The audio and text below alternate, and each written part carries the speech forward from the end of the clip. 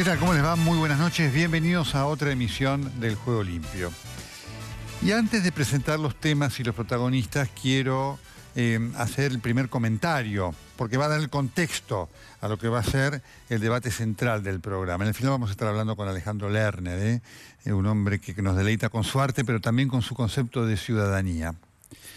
Se cumplen en estos días 30 años de lo que fue aquella Semana Santa infausta del levantamiento de los Carapintadas, encabezados por Aldo Rico. Aquello significó una prueba de fuego no solamente para el gobierno del doctor Raúl Alfonsín, sino para la democracia. Y efectivamente ahí apareció una sociedad y una dirigencia que entendió la responsabilidad de la hora y entendió y mostró haber aprendido del pasado. En el pasado, anterior a ese 1987, cuando había rebeliones militares que terminaron en golpes cívico-militares, como la última dictadura, siempre hubo sectores de la civilidad y de la política que lo acompañaron. En Semana Santa eso terminó. Y todos estuvieron allí. La ciudadanía sin ningún tipo de banderías. La política tampoco. Marcando una responsabilidad común frente a la necesidad de defender la democracia.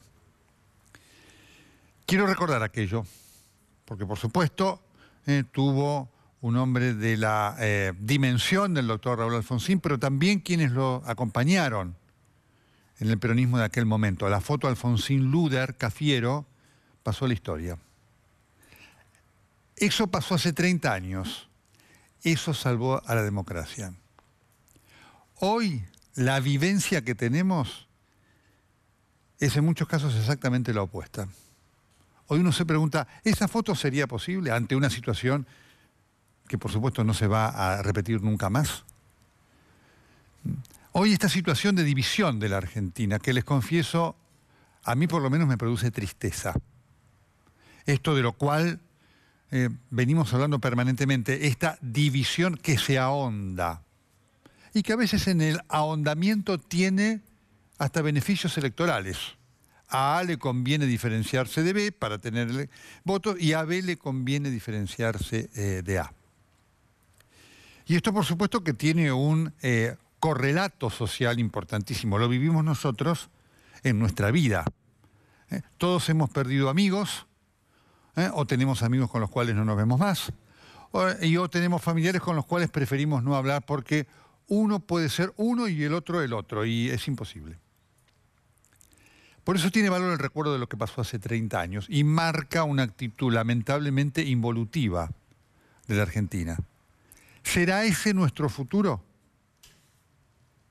Basado en ese recuerdo, y a propósito de esto y conocedores de esta fecha, quisimos organizar el debate de hoy, que va a tener distintos temas, pero que va a pasar por esto, entre Hernán Lombardi, Fernando Iglesias, Liana Schwind y Miriam Bregman.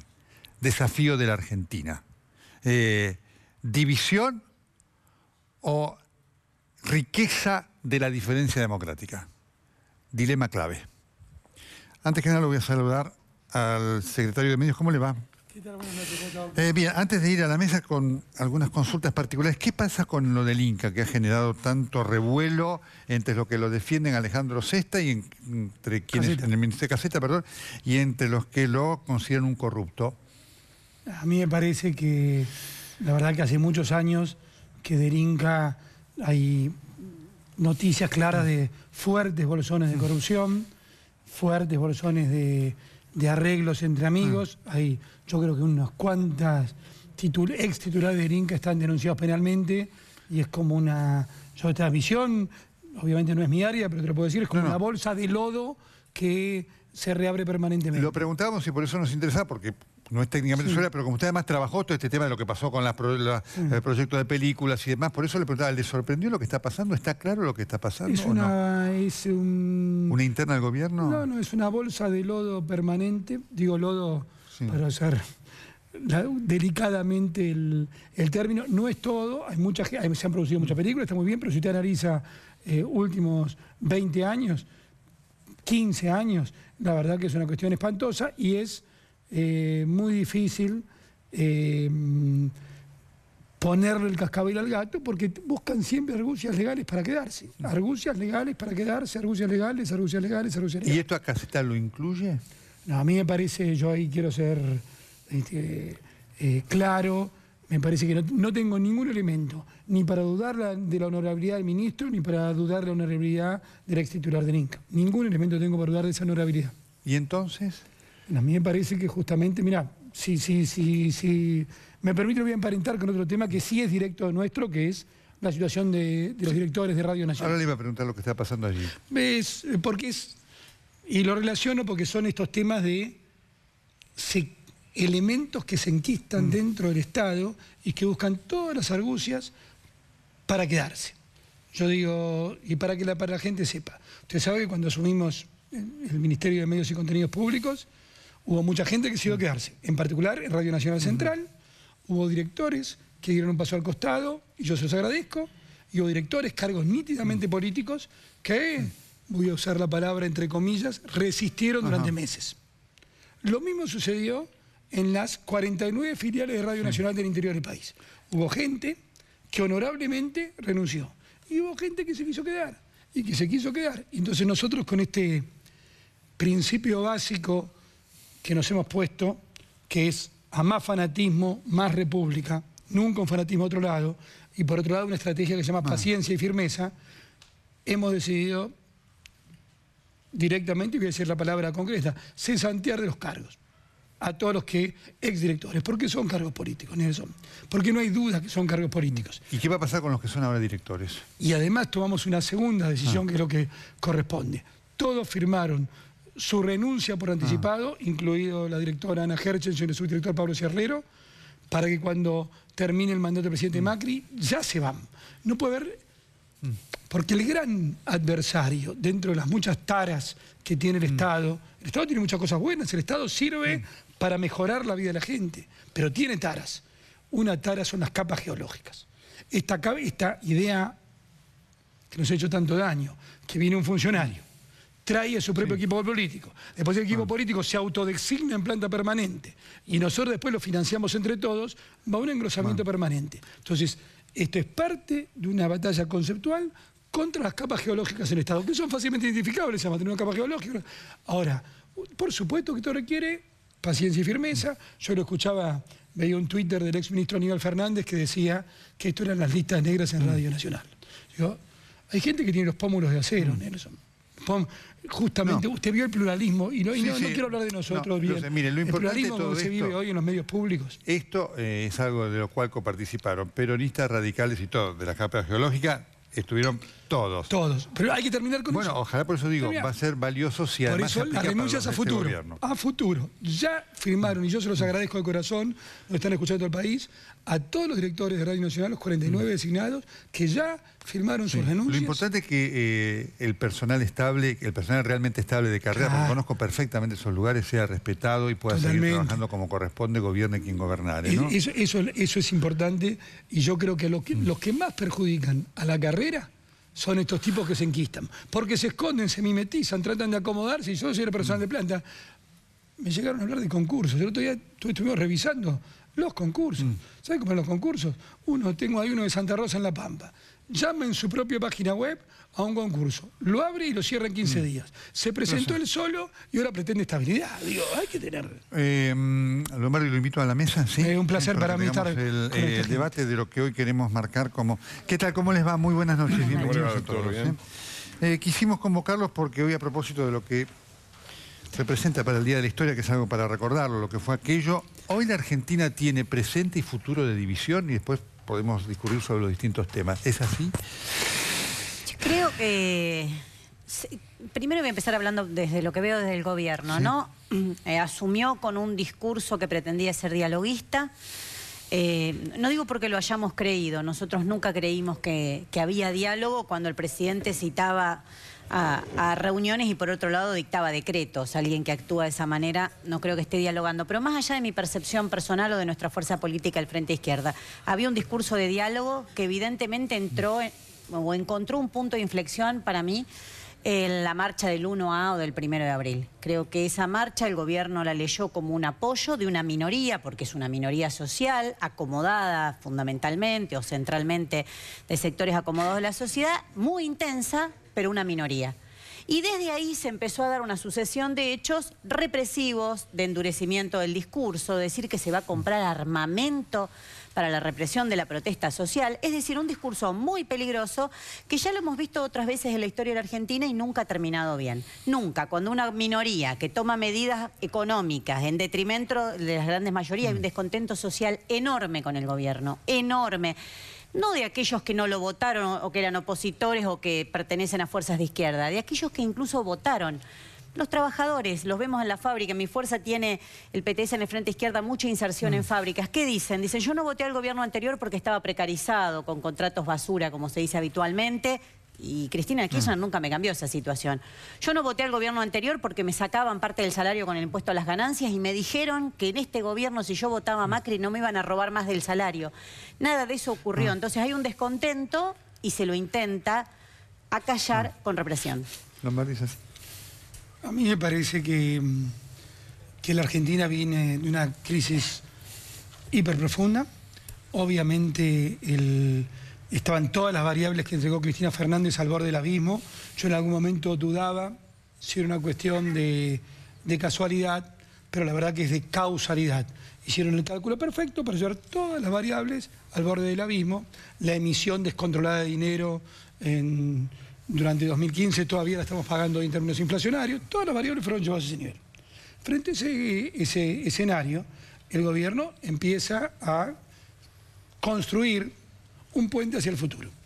Un puente entre esta realidad que nos gusta y un puente hacia el futuro. ¿Cuáles son las dimensiones de ese puente? Bueno, lo primero es, tratamos de hacerlo lo más abrigaditos posibles y tomaditos de la mano todos los argentinos, que hace que la inversión social de este gobierno es la inversión social más grande de la historia. La inversión social es más grande de la historia, porque si no, y permíteme excluir a Miriam, no la fuerza que ellos representan, sino fuerzas como el kirchnerismo más duro, con esa dirección política. Si tuviéramos una crisis social de la magnitud que se presenta, como el programa político de ellos, el único que tienen para nosotros es que se acabe el gobierno, eso ya hubiera estallado. Si no hubiera la inversión social enorme que hay, no es lo que queremos, que eso suceda, porque queremos es trabajo genuino. Pero si no hubiera esa inversión social, la crisis se hubiera desatado. Ahora, pese a todo, nuestro programa sigue siendo, y yo lo escuchaba recién con atención, Nelson, parte de nuestro programa sigue siendo la unidad de los argentinos, la unidad de lo diferente. Pero siempre, siempre, al final del camino, va a haber que seguir dialogando. Diputada. Mire, la verdad que yo en parte coincido con Miriam. Este gobierno que venía a hablar del diálogo, que lo ponía como un eslogan de campaña entre la pobreza cero y unir a los argentinos, está haciendo muy poco por eso. Permanentemente viven ahondando la grieta, hasta incluso con los dichos del presidente que para mí fueron bastante dolorosos, con esto de que qué hermosa plaza, sin choripanes y sin colectivos. La verdad que lo que el presidente tiene que saber es que a veces cuando la gente va a manifestarse, cuando un trabajador que queda despedido va, obviamente tiene que ir en un colectivo y le dan un choripán, porque quiere manifestarse. Mire, yo estuve en Rosario, le voy a contar esto. Cerró la fábrica de llantas, la única fábrica del país de llantas, porque están importando. Y hay 170 familias en la calle. ¿Cómo puede esa persona ir a manifestarse si no va en un colectivo? No vive en Capital, no tiene la SUBE para subirse en Juramento y bajarse en Catedral. Entonces, es muy difícil esto, la ahondan permanentemente. Lo mismo han hecho con el conflicto docente. Eligieron pelear con Baradel, porque está desprestigiado. Eligieron esto, eligieron hacer esto de la plaza ese domingo a la noche, justamente porque saben que la gente está cansada del conflicto, de la calle, del corte, y ahí le erraron, porque había sido una decisión inteligente manifestarse a través de una plaza, de una carpa itinerante. Sí, están ahondando la grieta, yo lo veo a eso. Fernando. No, me resulta extraño escuchar hablar de mayorías y de representación de la mayoría, gente que saca el 5% de los votos contra un gobierno que yo sepa lo votó la mayoría. Me parece que este es el gobierno de la mayoría. Obviamente en las plazas se movilizó miles de personas y me parece que también hay una confusión con respecto al choripán. A mí me parece que la crítica al choripán no es la crítica al pueblo. La crítica al choripán es la crítica al populismo, al uso del pueblo para fines políticos. La crítica al choripán es la crítica a quienes gobernaron durante 12 años en las mejores condiciones económicas internacionales posibles, dejaron el tendal y dejaron a la gente en condiciones que tienen que seguir viviendo de subsidios, ir a actos, porque si no se quedan sin el subsidio, o los corre el puntero y además cuando no los pueden correr con el subsidio le ponen 500 pesos, colectivo y choripán. La crítica al choripán es la crítica al populismo y a quienes bancan esto, no la crítica al pueblo. Y me parece que es incorrecto también hablar de polarización. Porque hablar de polarización y creer que esto es una estrategia del gobierno es no entender la Argentina. O sea, puede ser una crítica apropiada en Suecia, en Francia, en países normales. La Argentina no es un país normal. La Argentina es un país donde el último gobierno civil no peronista que terminó su mandato fue en 1928. Y desde el 30 para adelante hemos tenido una seguidilla que ha ocupado el 80, el 90% del tiempo entre gobernantes del partido militar y gobernantes del partido populista, con muy breves intervalos. Y desde que recuperamos la democracia, ningún gobierno civil no peronista terminó el mandato. Entonces este no es un país normal. Y no es un problema de que el gobierno elige polarizar. Acá no hay una polarización decidida por el gobierno. Lo que hay es una mafia que gobernó durante 12 años, que saqueó la Argentina durante 12 años, que está a punto de ir, muchos ya fueron y muchos están por ir a la cárcel, y que muy claramente está tratando de destituir a este gobierno, que trata de resistir de la forma más republicana posible. Llamar a eso un intento de polarización política del gobierno. El gobierno lo que hace es resistir una embestida que durante todo el mes de marzo hemos visto. Lo hemos visto en las plazas, hemos visto marchas de derechos humanos. Ya que hablamos de la unidad de los argentinos, hablemos qué unidad de la lucha de los argentinos por los derechos humanos nos podemos tener cuando esa marcha termina con un helicóptero circulando y en la reivindicación del terrorismo. ¿No? Tienen la suerte... Tienen la suerte que siempre habla Eve de Bonafini o habla Luis de Lía. Esa gente. ¿Vos sugerís que la manda el gobierno? Suerte. No sé si la manda el gobierno. Tienen la suerte que ellos hablan. Entonces pueden hacer estas cuestiones de que inmediatamente se polariza. A ustedes les conviene y ustedes eso lo fomentan. No es así. Sé de quién habla, yo no sé ni siquiera parte del gobierno. Es así. Es así. Entonces tienen esa suerte. Se tiene que hacer cargo de Eve de Bonafini. Esa suerte tienen de que ellos hablan. El gobierno se tiene que hacer cargo de lo que hace Eve de Bonafini. No, yo no te digo que el gobierno no se haga cargo de eso. No. Te estoy diciendo que tienen esa suerte de que pueden polarizar por esta cuestión.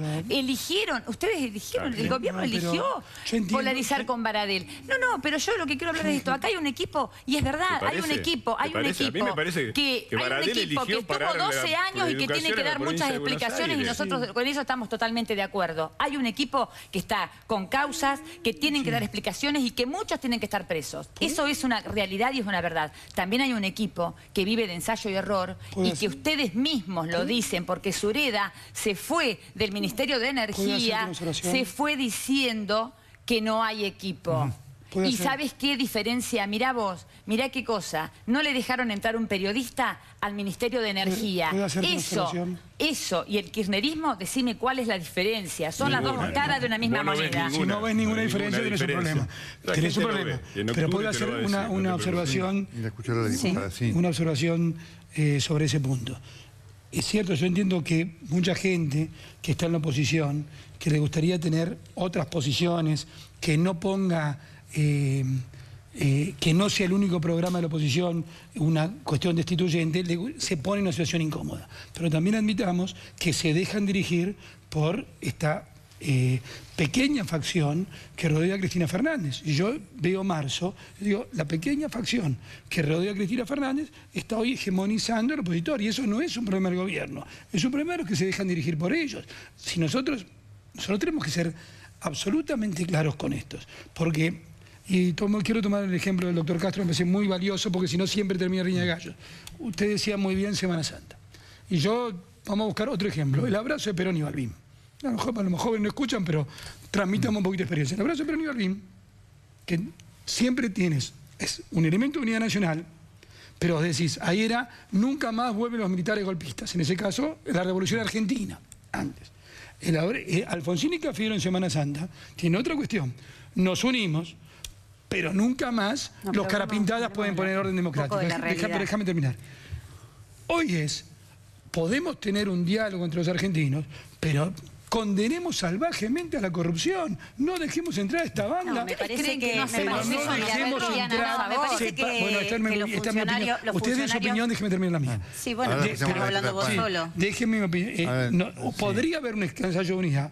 Si vos decís, sí, pero ningún corrupto adentro. Y esto ha sido una banda que solo la Argentina. Me parece, Nelson, que hay un problema en el diálogo porque están tan armados y tan preparados, para no decir la palabra coacheados, que no es muy buena, pero se utiliza, para discutir contra el kirchnerismo, que cuando se sientan con gente como yo he estado en su programa denunciando el Proyecto X, denunciando la persecución durante el kirchnerismo, la represión en Panamericana. Así que a mí me hablan de algo, decir que a nosotros nos dirige Cristina Fernández de Kirchner, y yo me movilicé en la marcha de las mujeres porque, le cuento, en la Argentina mueren cada 18 horas una mujer víctima de femicidio. Entonces decir que las movilizaciones de marzo fueron copadas por el kirchnerismo y organizadas por el kirchnerismo, a mí, como mujer, como luchadora por los derechos de las mujeres, me ofende. Me ofende porque se hace un paquete que suena muy bien en los focus group, en esos lugares. ¿Usted está de acuerdo en reivindicar a Herpy Montoneros el 24 de marzo? ¿Está de acuerdo? ¿Está de acuerdo o no está de acuerdo? Porque estás acostumbrado a hablar y provocar para que un kirchnerista te grite. Estás hablando con alguien de izquierda.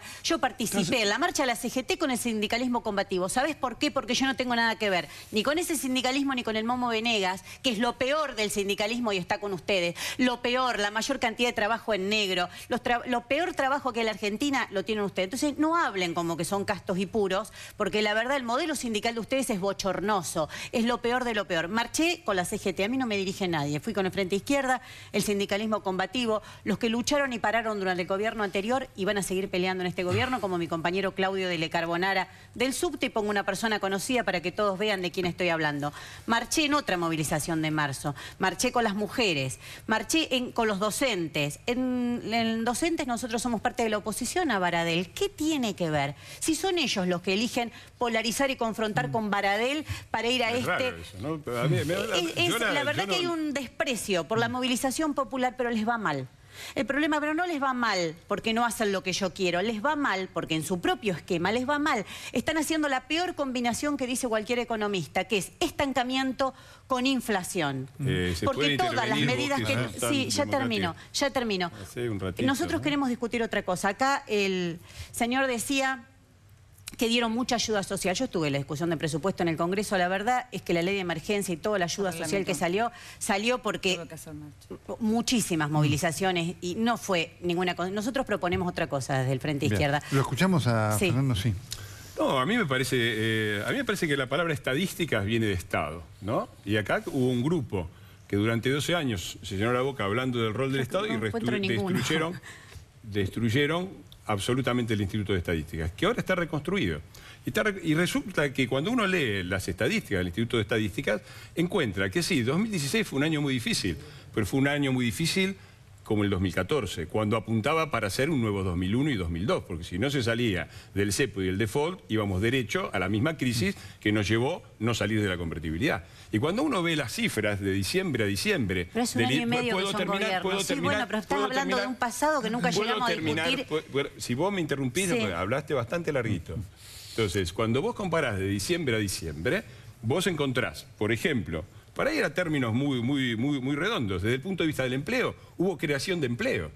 Fue el peor año, 2016, según la Organización Internacional del Trabajo, fue el peor año de Latinoamérica, se destruyeron empleos en toda Latinoamérica. La Argentina, que salió del cepo y el default, creó, la diferencia es positiva de 81.000 empleos registrados, y si tomás la tasa de empleo de 41,5 a 41,9, que son los guarismos, son más de 100.000 empleos totales registrados.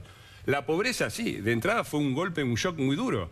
Aumentó 1,5 millones, pero de ese 1,5 millones ya salió 1 millón y sigue bajando. Bajó 2 puntos la pobreza, bajó 2 puntos la desocupación. Entonces puede haber problemas puntuales, y seguro los hay, y fue un año difícil, pero me parece que quienes hablamos del rol del Estado queremos tener el panorama total, y el panorama total son los millones de encuestas que hace el INDEC, donde ahí tenemos por primera vez desde 2007, es decir, casi 10 años, datos ciertos. Y eso me parece un dato decisivo. Con respecto a las marchas, me parece que fue un abanico muy claro, muy claro. A mí me parece que quienes siguen yendo a casos puntuales, siguen diciendo la gente no llega a fin de mes, cierto, no llega a fin de mes desde hace 20 años que no llega a fin de mes. me parece que hacen un juego que favorece fuertemente al kirchnerismo. Me parece que quienes marcharon con la CGT se olvidan que marchan con la misma burocracia sindical que le mató a los militantes, Mariano Ferreira, por ejemplo. Entonces me parece, yo llamo a tener un poco de responsabilidad, porque me parece que acá se juega algo muy grave para el país, y me parece que hay muchos dirigentes, y ahora estoy hablando del peronismo, que están escondidos abajo de la mesa sin ninguna crítica al Club del Helicóptero, que es el kirchnerismo. Claro que la responsabilidad principal es del kirchnerismo y del Club del Helicóptero. Pero ¿dónde están los que critican el Club del Helicóptero? Porque Gioja, que es el presidente del Partido Justicialista, firmó el pedido de juicio político a Macri. Y a los dirigentes del Frente Reciclador, que eran todos ministros, jefes de gabinete del kirchnerismo, no los escuché ni pedir disculpas ni decir si nunca vieron nada. Y no sé, están todos escondidos abajo de la mesa esperando que el trabajo sucio lo haga el kirchnerismo. ¿Vos viste lo del correo o no lo viste? Porque te olvidás del correo, te olvidás de todos los enormes casos de corrupción que tiene el gobierno. Ya te contesto lo del correo, si me dan la oportunidad. Primero porque hablábamos hoy, usted empezó diciendo de si era posible una plaza como lo que pasó en Semana Santa con la oposición, todos apoyando. Sí, claro que sería posible, porque nosotros, del Frente Renovador, somos responsables a la hora de ir a votar y somos responsables porque tenemos vocación de gobernar. Por lo tanto, nosotros sabemos que gobernar es difícil. Nos preparamos para eso y apoyamos muchas medidas de este gobierno y le dimos herramientas para que pudieran gobernar. En primer punto. Segundo punto, acá hay gente que llena de palabras los estudios y con estadísticas. ¿Sabe qué? Hay 40 millones de realidades afuera. Y tanto trimbreo y demás. Yo les invitaría, no me hagas así, porque yo les invitaría... Si le contesto, le contesto. Si abro las manos con la mano, no se ponga nervioso. No son falsos. No me pongo... Me abro las manos ahora. Pero cuando nosotros decimos sí... Son verdaderos los datos. Ustedes recién dijiste Frente Reciclador. Por algo están persiguiendo en el Frente Reciclador. Por algo están persiguiendo y yo te voy a recordar esto. Háganse cargo de todo lo que tienen en el gobierno, porque nosotros... Queremos reciclar, sí, políticas que ustedes están implementando mal. Nos preparamos para gobernar, apoyamos las cosas que están bien y marcamos los que están mal. Ahora, ustedes tienen a todos la chatarrería directamente son, porque tienen quienes han estado con el gobierno de Menem, quienes han estado con el gobierno de Duhalde, quienes han estado en el peronismo. Sí, no me pongas esas caras, no pongas esas caras, están en tu gobierno gobernando, están en tu gobierno. Yo no pertenezco al peronismo, Santilli, Ritondo, Bullrich, Amadeo. ¿Vos sabés el historial que tiene? Yo no estoy a favor por favor. ¿No estás a favor del gobierno? ¿No estás en este gobierno? No, no estoy en este gobierno, informate mejor. Informate mejor. Yo no estoy en el gobierno. Sos el defensor número uno del gobierno y querés ser parte. Apoyo fuertemente a este gobierno. Bueno, es lo mismo. Es lo mismo, por favor. No, creo que lo que hay que... Es lo mismo, por favor. Te puedo contestar. Pero estás haciendo campaña para que te pongan en una lista. Mira vos, si me ponen en una lista pierdo plata. Te hago muy rápido. Nadie está hablando de plata acá. Nadie está hablando de plata. Nadie está hablando de quién pierde o quién gana en la política. No me parece que sería... Ese es el estilo de los que vienen por la unidad de los argentinos. ¿Te das cuenta? No me parece que sería... Perdón, compañera. ¿Hay algo malo si yo quiero estar en una lista? Disculpe, compañera, ¿puedo estar en una lista o le tengo que pedir permiso al jefe de gabinete de Cristina Kirchner, Sergio Massa? 8 meses, jefe de gabinete. 8 meses. Hasta que lo echaron. 8 meses se fue a cumplir un mandato votado por la gente. Lo que me parece... 8 meses y le pusieron dentro de su casa. Un día es bastante. Le pusieron dentro de su casa. Con esto. Un día es mucho. Perdóname. A mí me parece un día 8 mucho. meses tuvo Un Sergio día me Massa. parece mucho. No importa cuántos días. Los de ustedes también estuvieron. 8 meses estuvo Sergio Massa de jefe de gabinete. Deme un minuto de eso y no digo más. 8 meses. Se fue a cumplir un mandato de intendente porque no le gustaron muchísimas cosas. Se fue, tomó la decisión de volver a su intendencia. Se fue a tomar una decisión. ¿Y sabe qué? No tiene una sola causa. Le pusieron un servicio en la campaña dentro de la casa. Y ustedes vinieron con nosotros a acompañarnos en la elección. Si no fuera por Sergio Massa, no estamos sentados hablando de elecciones. Está Cristina todavía sentada en la Casa Rosada. Lo único que yo llamo a los que ven estos debates televisivos, y lo vengo reiterando porque parece importante, es un año electoral, que no crea que lo que ven en estas mesas es lo que después ocurre dentro del Congreso. Si el presidente Macri ha sacado todas las leyes nefastas que sacó, como pagarle a los buitres, una ley que endeuda a la Argentina por años y que compromete a todos los argentinos, si sacó la ley de blanqueo, que perjudica muchísimo a los futuros jubilados, un debate que todavía no se ha dado. Si sacó el presupuesto de ajuste, todos denuncian de ajuste, pero después es porque se lo votaron. Entonces, esto que ven acá es en la tele. El Frente Renovador le votó absolutamente todas esas leyes a Mauricio Macri. Y es verdad, el peronismo les ha dado todo el apoyo. ¿Por qué? Porque no gobierna por decreto Mauricio Macri. Mauricio Macri en el Senado sacó todas las leyes con Pichetto. Eso que vos decís, el populismo y todas esas palabras que él utiliza, no las crean. En el Congreso tienen un gran acuerdo político que le permitió sacar leyes tan terribles para el pueblo trabajador como esas, porque el que tiene en el Senado es categórico y en la Cámara de Diputados lo hicieron con acuerdos con el bloque de Bocio centralmente y con el bloque del Frente Renovador. Entonces todo esto que vemos acá, discursos contra el populismo, los corruptos, se olvidan. Cuando llega el momento de conseguir las leyes, las votan. Entonces parece que hay un populismo abstracto con el cual discuten en los programas de televisión, pero de adentro le votan todo. El Frente de Izquierda tiene el orgullo de no haber votado ninguna de esas leyes, de no haberlas acompañado. La de los Kirchner, ¿Cuál? A ver, todas ustedes... Las leyes son del gobierno, o sea, las de Kirchner. No, decime cuál ley yo apoyé y no apoyé. Yo te digo, creo que durante el gobierno de Cristina Kirchner voté una, seguro, que es la expropiación del Bauen. La reivindico y no tengo la remera acá del Bauen porque si no me la pondría. Porque defiendo a los, defiendo a los trabajadores. Esa es la gran diferencia. Los trabajadores que además están sufriendo una amenaza de desalojo nuevamente, los trabajadores del Bauen, porque aquí... evidentemente todo lo que es las fábricas recuperadas, que pelearon muchísimo en el 2001 para seguir trabajando y mantenerlas, este gobierno las está atacando muchísimo, uno de ellos los trabajadores del Bauen. A mí me parece que es importante recuperar la noción del futuro. Me parece esencial recuperar la noción del futuro. Si nosotros lo único que puede generar mayores mecanismos de consenso es sentar bases claras para el futuro. Y lo digo con toda claridad. Si recién se condenaba la ley del pago de los holdouts. Efectivamente, volver al crédito internacional permite que hoy podemos volver a tener créditos para la vivienda al mismo valor. ¿Le puedo hacer una pregunta? ¿Quién se las votó en el Senado? ¿Me puedo terminar? Y bueno, pero el acuerdo es con el Frente para la Victoria PJ en el Senado, porque si no acá dicen de todo y después se acuerdan absolutamente el de todo. estilo de gritar sobre ser el que no tiene razón. Esto permite que hoy prácticamente por el valor de un alquiler volvamos a tener una cuota con créditos a 30 años. Sí, es un sistema capitalista. Vivimos en un sistema capitalista y no cuestionamos el sistema capitalista. Sí, es así. Y creemos que dentro de eso, además... Es notorio igual, Bueno, yo digo, nosotros sí creemos en el sistema capitalismo. Y a su vez queremos luchar firmemente contra la pobreza. Y además tenemos responsabilidad de gobernar, y como tenemos la responsabilidad de gobernar, decidimos que había que acomodar, por ejemplo, el crédito internacional para volver a tener crédito interno y que... Con 40% de quita, digamos. El que nos escucha, pueda saber que con el valor de un alquiler va a tener una cuota para tener lo más digno que es todo, que es una vivienda. La vivienda. Por primera vez, después de 40 años... Perdóname, no les puedo creer nada porque ustedes todavía no dieron explicaciones por qué hundieron la Argentina con la Alianza, por qué quedaron 42 muertos cuando se fueron, todavía no dieron explicaciones de eso. Para que le den el crédito. 42 muertos. Porque la mayoría de los argentinos... Y ahora dicen que nos van a dar vivienda y nos van a dar tenés mal cosas hecha la cuenta. Los muertos en el diciembre del 2001 no fueron 42. No fueron 42. Fueron 38, de los cuales 25 murieron en provincias gobernadas por el peronismo.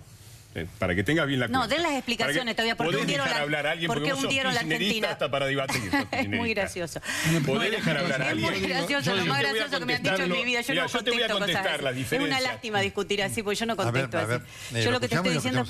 Sí, va a ver. Yo te voy a contestar las diferencias entre el gobierno. Vos decís, es lo mismo el kirchnerismo que el macrismo.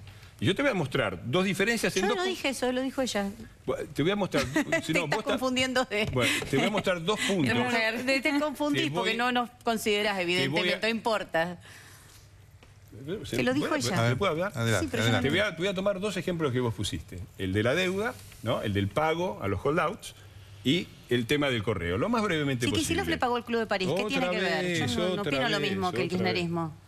Bueno, en la dinámica del debate sos igualita, ¿no? A ver, lo escuchamos. A ver, mentalidad totalitaria donde hablan solamente ustedes. Sí, por algo han apoyado la Revolución Rusa, háganse cargo. Entonces, primer tema, los holdouts.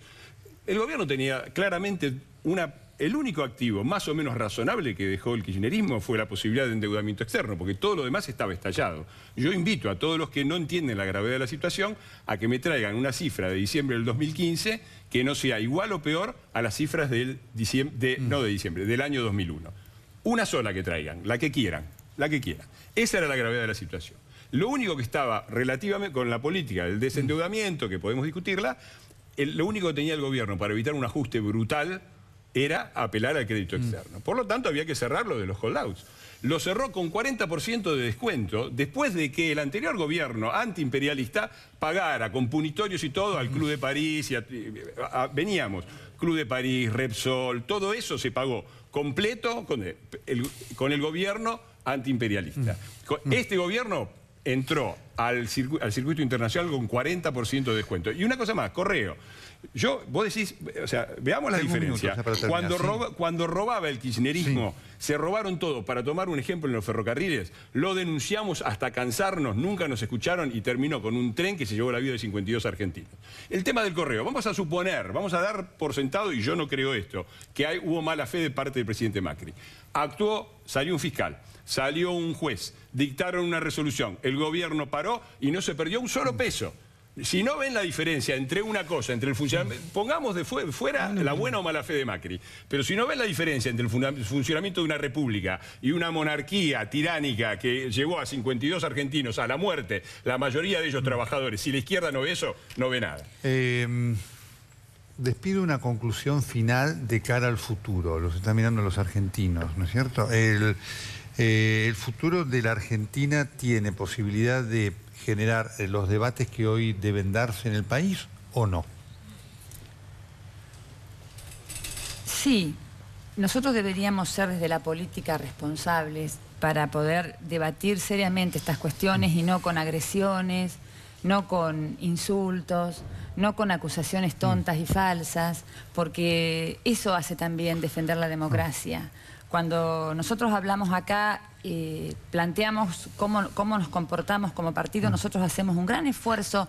Yo no tengo un minuto de kirchnerismo, un minuto no tengo. Por lo tanto, nosotros, y en el Frente Renovador hay muchos que no lo tienen, muchísimos que no lo tienen. Y en esa construcción caminamos a futuro, pero queremos cosas concretas, queremos que afuera hay 40, afuera de los estudios de televisión y afuera de los despachos, de los ministerios, hay 40 millones de realidades diferentes que necesitan atención. Diputada. Lo vimos acá. Tienen un discurso armado, Durán Barba les dice polaricen con el kirchnerismo porque eso nos da votos, cada vez hablan más para un sector y de una minoría intensa que los apoya, gobierno de ricos para los ricos, la situación social es muy complicada.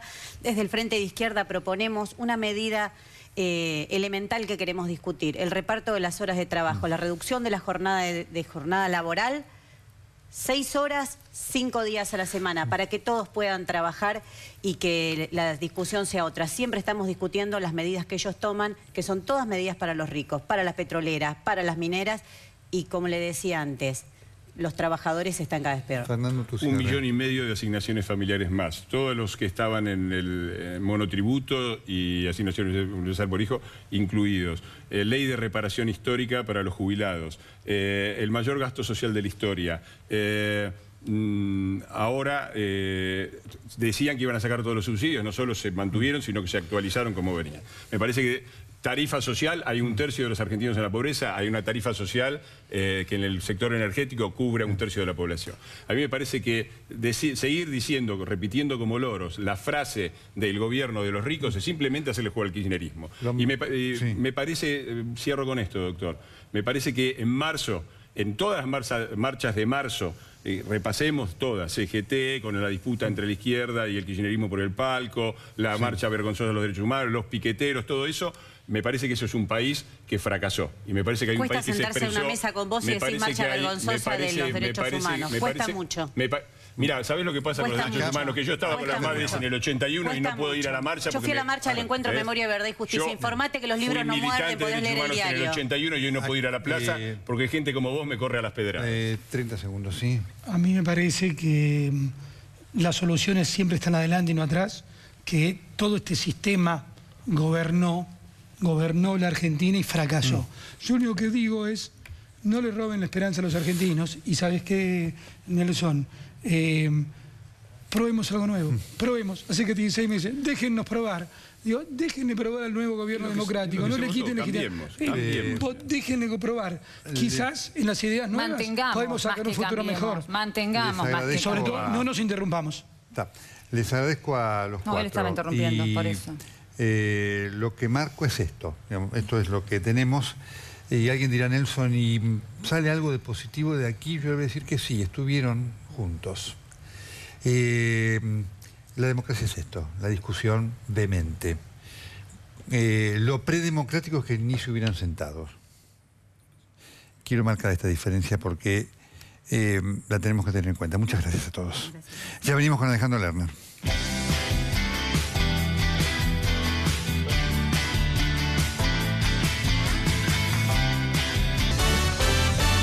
Alejandro Lerner, gran artista y junto con eso, por supuesto, un ciudadano. ¿Qué tal, Alejandro? ¿Cómo estás? Bien, bien. Así todavía como movilizado por cómo estamos creando esta identidad, este momento que nos toca vivir, ¿no? ¿Te pesa mucho? ¿Lo vivís con mucha inquietud, angustia, preocupación? Angustia, la agresividad sin fondo, sin propuesta. Si no, te peleo porque te peleo, ¿no? Y ahora veo las cartas y en mi subconsciente me llegó que era como un partido de truco. Yo te retruco porque vos me dijiste truco, no porque... y capaz que cartas no tienen ninguno de los dos.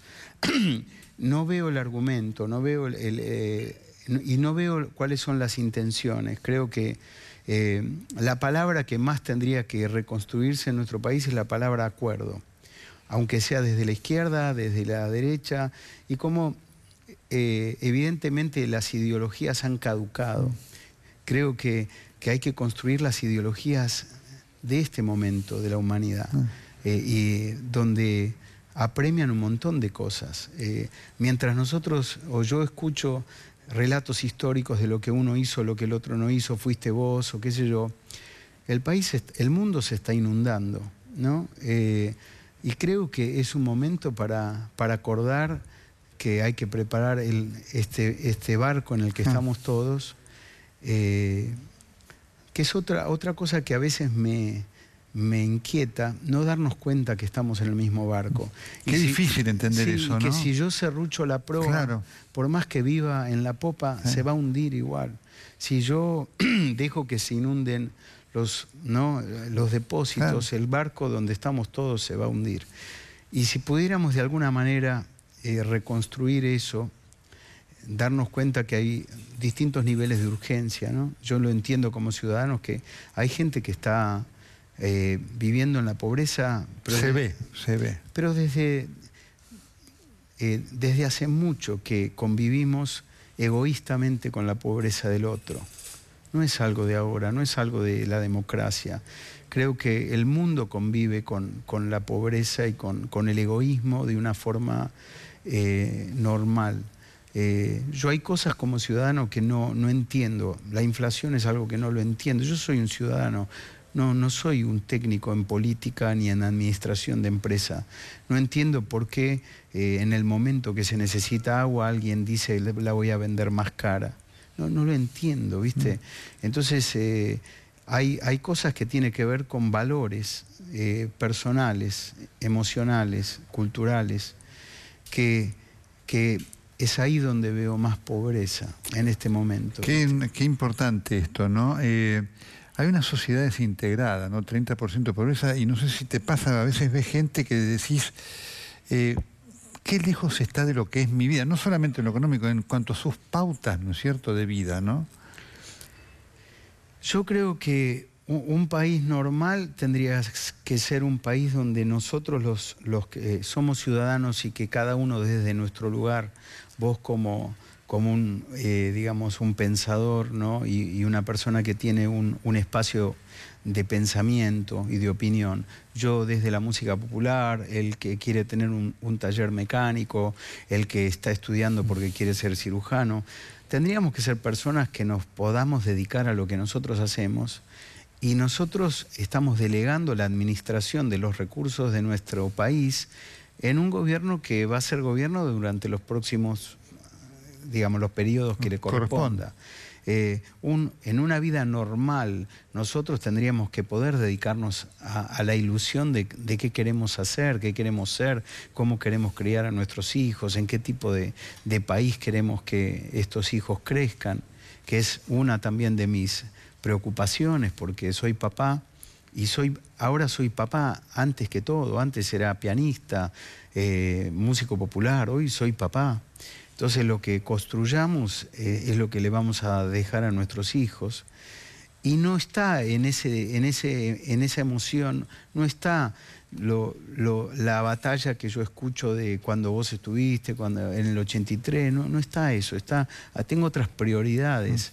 Lo que necesito es acuerdo, hubo un momento que una de las damas bajó el tono de la voz y fue maravilloso porque bajó el tono de la voz y del otro lado pudieron escuchar y quizás hubo una idea detrás de lo que se decía. Yo creo que el nivel de rispidez que hay, no llegamos a las ideas. Qué duro eso, porque además forma parte de nuestra vida. La división se ha extendido a todos los rubros. Periodistas, médicos, artistas, digamos, lo que se ve sí, es duro, ¿no? Pero te digo, este es mi pensamiento y es absolutamente subjetivo. Creo que... yo te decía hace un ratito que vos sos médico, ¿no? Entonces debes tener una imagen de nuestra nación, nuestra humanidad, claro, es un cuerpo que tiene algún tipo de enfermedad. A veces, si lo decís muy folclóricamente, parecemos a veces como un perro que se muerde la cola y va dando vueltas y no podemos salir para algún lado en particular.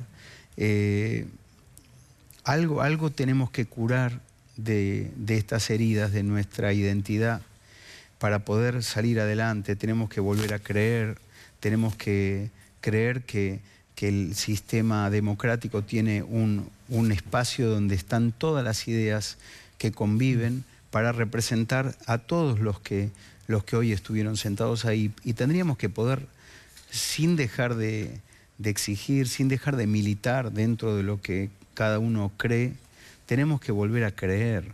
Y el problema es que hemos dejado de creer. No creemos en la honestidad y en la intención. Qué difícil, ¿no? Y entonces reconstruir eso es un valor que va a costar generaciones que vuelvan a creer. Pero no creer es carísimo para un pueblo. No creer en las intenciones de este presidente, no creer en la capacidad de un secretario de Cultura.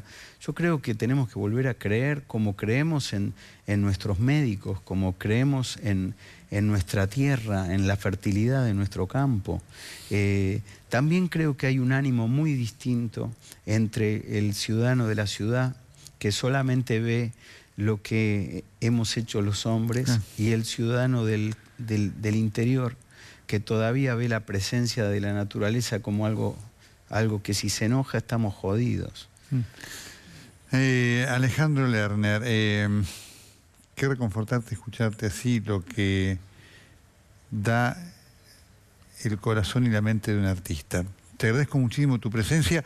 ¿Vas a estar dónde? ¿En Uruguay vas a estar? Sí, el 23 de abril en el auditorio del Sodre, que es bellísimo. Una última cosa que quería decir. Si somos un cuerpo que posiblemente esté como en estado de coma, tenemos que ver los pequeños indicadores positivos y tratar de capitalizarlos. Si en ese estado de coma tan grave que estamos se empieza a mover un dedito, tratemos de celebrarlo, porque si no estamos destinados a morirnos así. Qué lindo mensaje, Alejandro, muchas gracias. Gracias a todos, gracias. Que Dios los bendiga. Un artista, ya seguimos. Y al despertar en cada amanecer.